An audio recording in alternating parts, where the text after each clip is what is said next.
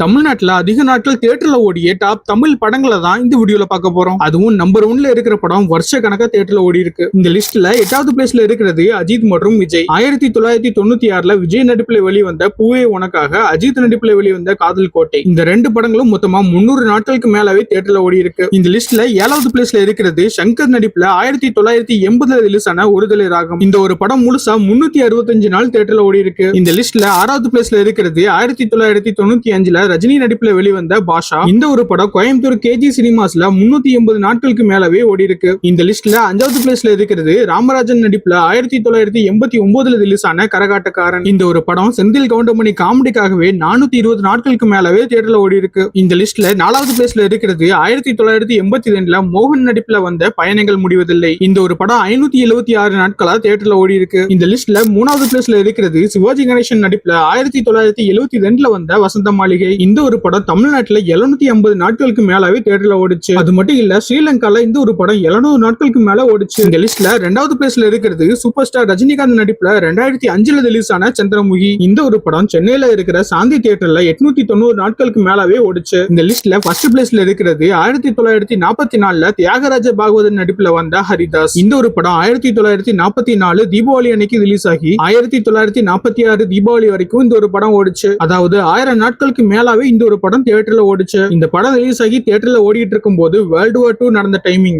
அப்போ கூட இந்த ஒரு படம் தியேட்டர்ல ஓடி இருக்கு. இந்த லிஸ்ட்ல உங்களுக்கு எந்த படம் பிடிக்கும்னு மறக்காம கமெண்ட் பண்ணுங்க.